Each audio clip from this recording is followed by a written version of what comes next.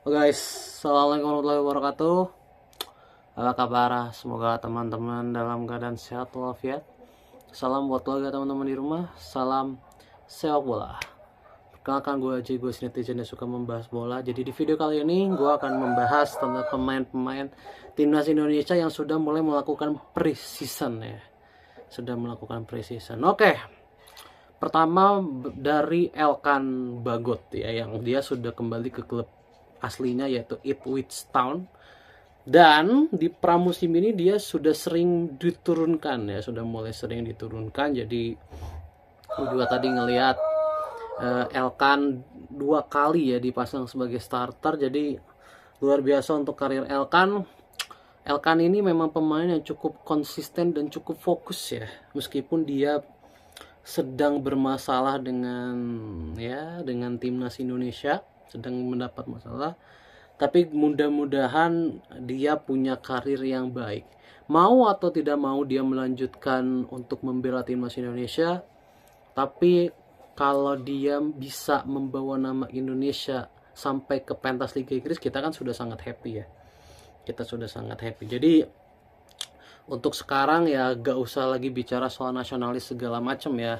Yang penting itu sekarang pemain itu nyaman ya, bisa mendapatkan karir terbaik gitu ya, bisa terus improve. Karena kalau dia bisa sampai ke level Liga Inggris pun kita juga yang bangga ya kan, nama Indonesia akan terbawa juga. Jadi good luck untuk Elkan Bagot, semoga dia bisa menjadi pemain inti di Ipswich tahun ini karena bermainnya di AFC Championship ya. Jadi harusnya bisa-bisa aja sih. Dan bisa membuat tim ini kembali promosi, dan kalau promosi mudah-mudahan dia menjadi salah satu squad. Ya itu berarti butuh 2-3 tahun lagi. Jadi good luck, semoga 2-3 tahun lagi itu beneran kejadian. Dan kalau 2 tahun 3 tahun lagi, dia kan sekarang 23 tahun ya. Dia sekarang 23 tahun, berarti kalau 2-3 tahun lagi berarti 26 tahun. Usia 26-27 mungkin dia bisa menyentuh level Liga Inggris. Oke, itu dari Elkan Bagot. Kemudian Justin Hubner yang baru saja melakukan debutnya di Fortuna Sittard melawan timnya Erik ten Hag, Bayer Leverkusen ya, salah satu tim besar di Jerman, dan hasilnya adalah Fortuna kalah 1-2 dari Bayer Leverkusen. Tapi ini pengalaman yang sangat baik ya, karena Hubner berhadapan dengan Patrick Schick ya, Patrick Schick salah satu striker besar ya di dunia, lumayan. Dan ini merupakan pengalaman yang luar biasa, apalagi dia mainnya juga lumayan lama ya, 63 menit ya, menit mainnya, dan dia udah starter dari awal. Kemudian bermainnya juga cukup baik, meskipun dia ya kelihatan banget ya dia masih mentah, masih pemain muda banget, masih beberapa kali salah ambil keputusan. Gue juga tadi udah lihat ya pertandingannya seperti apa. Secara level dia memang udah layak main di Eredivisie ya, kelihatan dia udah apa, passingnya udah benar, crossingnya udah benar, segala macamnya udah benar. Cuman masalahnya ya dia ini masih terlalu gimana lah, masalah anak muda gitu ya, masalah anak muda banget gitu. Jadi masih kebingungan ya, bahasanya itu masih kebingungan gitu, apa yang harus dia lakukan tuh masih kebingungan. Makanya dia tuh masih terlalu sering melongbolkan bola, jadi long ball, tiap di press long ball, jadi masih kayak gitu. Jadi ya memang cara mental masih harus dikuatkan lagi, making decision dikuatkan lagi, sehingga nanti mudah-mudahan di musim ini dia mendapat kesempatan starter di Fortuna Sittard di Eredivisie ya, karena menurut gue dia memang pemain yang sangat potensial. 60 menit kebobolan 2 gol ya, dia kebobolan 2 gol. Dia beberapa kali mengawal Gerald Kwanzaa, kalian tahu ya, di setiap corner dia pasti ngawalnya Gerald Kwanzaa, mantan pemain Liverpool gitu ya. Dan ya Kwanzaa menciptakan salah satu gol dari Leverkusen ya gitu. Jadi dia mistake juga sebenarnya di pertandingan itu. Tapi kalau secara level ya ini udah levelnya tinggi banget ya untuk timnas Indonesia.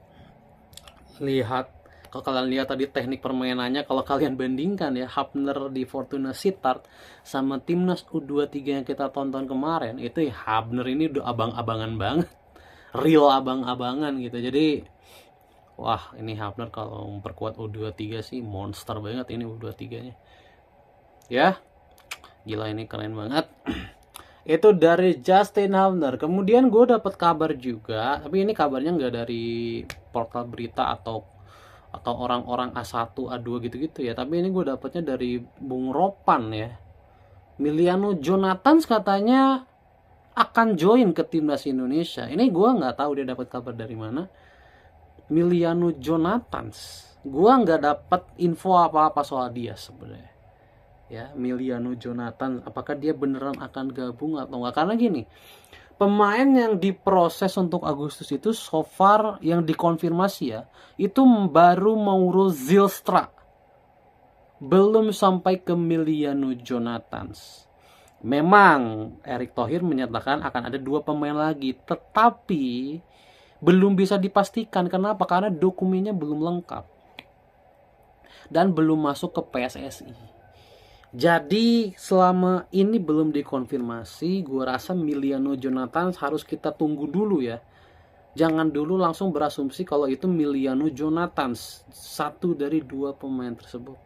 Meskipun gue udah berkali-kali bilang sejak awal tahun bahkan ya, gue tuh ingin Miliano Jonathans datang. Kenapa? Karena menurut gue bisa sangat balance. Karena kita striker punya, kita punya gelandang serang, kita punya gelandang, tetapi kita ini nggak punya sayap yang benar-benar kelas Eredivisie, nggak punya pendobrak lah. Nah, Miliano Jonathans ini menurut gue adalah seorang pendobrak.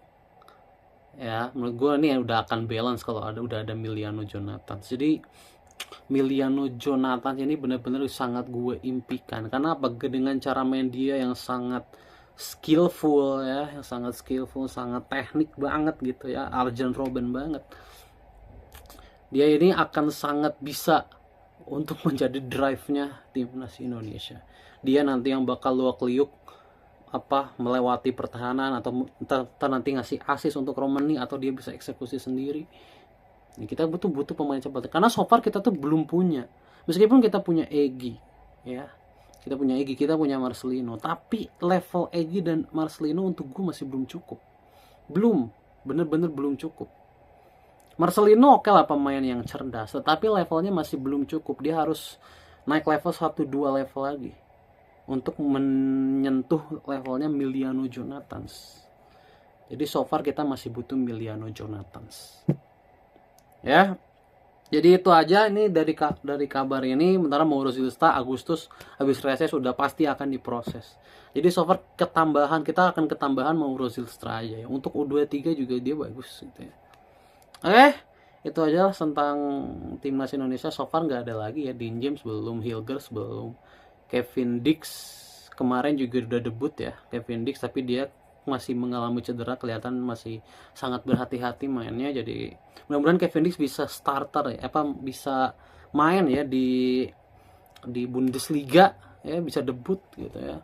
Karena gue juga pengen lihat dia di level Bundesliga kayak gimana. Kevin Dix, kemudian Tom Haye masih belum punya klub.